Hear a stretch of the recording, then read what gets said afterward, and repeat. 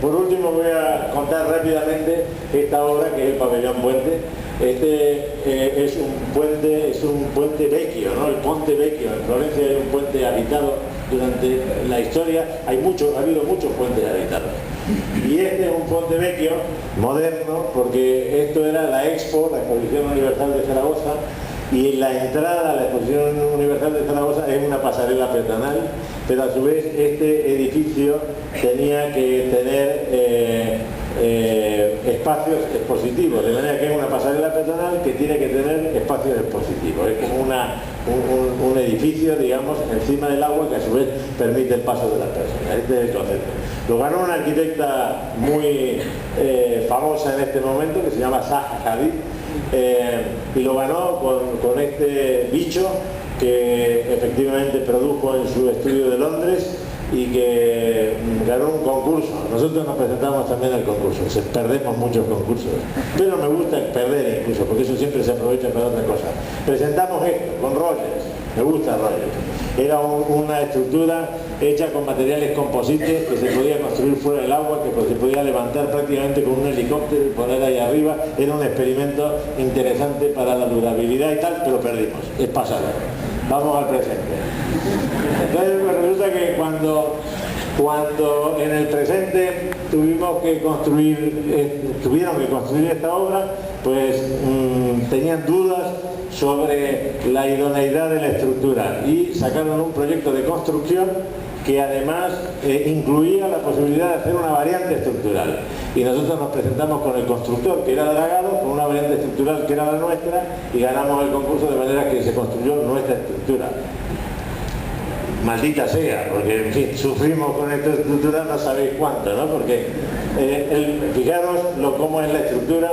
Es realmente una viga, está apoyada en el lado sur, que es este, tiene 150 metros, aquí hay un apoyo en el río, y luego tiene unos 120 metros, pero fijaros las secciones transversales, aquí hay una planta y se ve claramente que esto es de una tortuosidad gigantesca, ¿no? Lo primero que hay que hacer cuando uno se enfrenta a cualquier cosa, pero particularmente una obra de este tipo, y ese era el defecto que tenía el proyecto, que estaba hecho con el ordenador, no con la cabeza. Y el otro gran defecto es que eso hecho con el ordenador y sin haberlo entendido, había servido para que la arquitecta, que es una déspota, absolutamente, la arquitecta, que es una déspota, hiciera toda su arquitectura con esas dimensiones que había dado el ordenador. Con lo cual esas dimensiones que había dado el ordenador no servían para la estructura. Y por lo tanto nos las vimos y las deseamos para poder hacer con esa geometría que estaba mal hecha una estructura que funcionara. Ese es el concepto. Por eso es muy importante entender es básico. Y el entendimiento no sale del ordenador, sale de la cabeza, del conocimiento profundo, del amor que uno tiene por hacer estas cosas.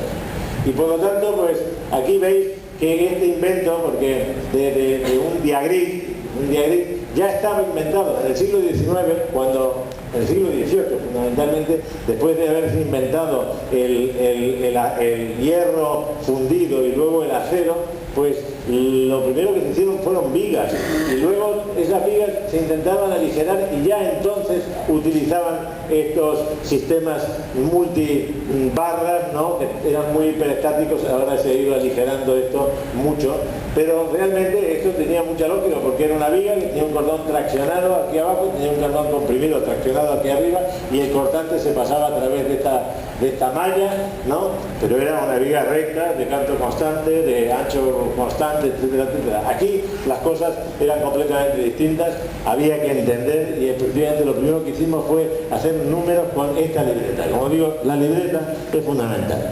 Todo lo que nos salga de la cabeza y esta libreta no sirve para nada. Yo tengo en la oficina, somos 80, hay 60 ingenieros, y de los cuales hay muchos ingenieros jóvenes, y desde luego lo primero que hacemos es prohibirle usar el ordenador.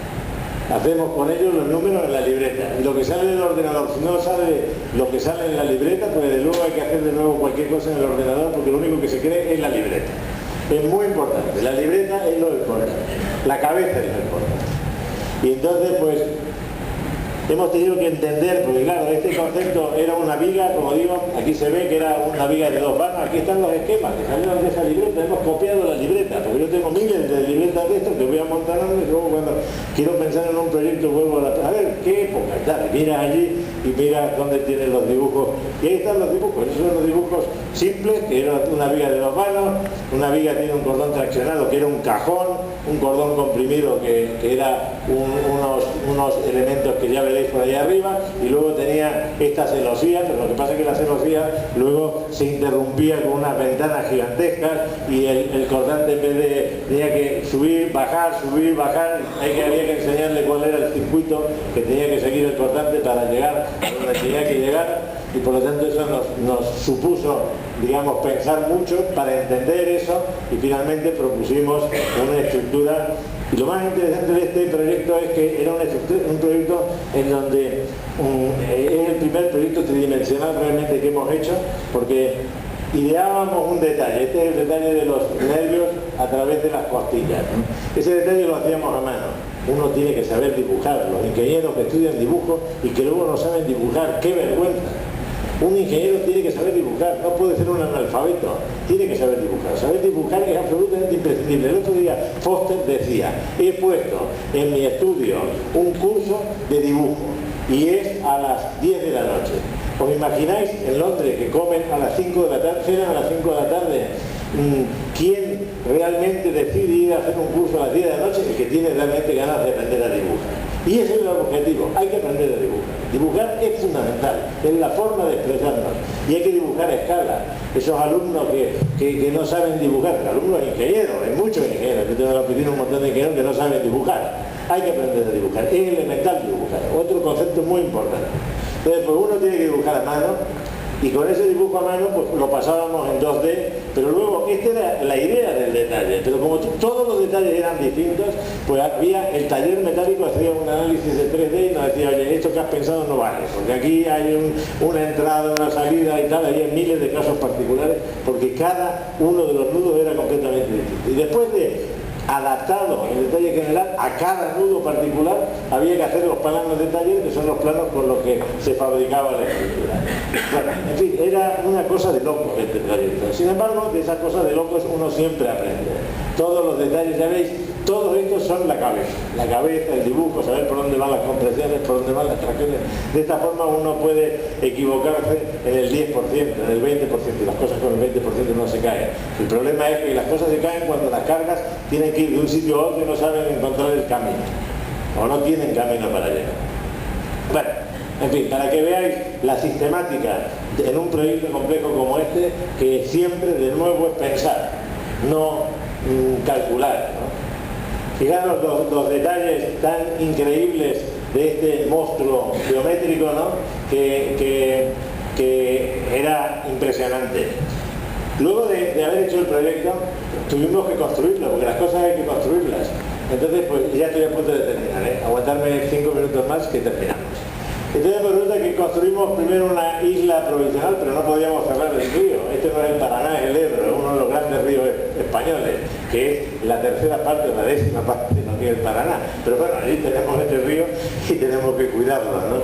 Y entonces pues hicimos una isla provisional y aquí construimos la parte más compleja, y luego esta otra parte la construimos fuera. Pero la construimos fuera y además la pretendíamos empujar, ¿no? La empujamos. Pero ya veis que la alineación de esta no llega al sitio donde tiene que llegar. ¿Por qué no llega al sitio donde tiene que llegar? Porque aquí había unas pistas que eran de los militares españoles de gran interés nacional, y toda la seguridad nacional pasaba por estas pistas que no pudimos demoler, y por lo tanto tuvimos que construir la parte que íbamos a empujar lateralmente, echada a un lado 20 metros. Entonces tuvimos que empujarla longitudinalmente, en un momento determinado riparla transversalmente y luego seguir empujando longitudinalmente.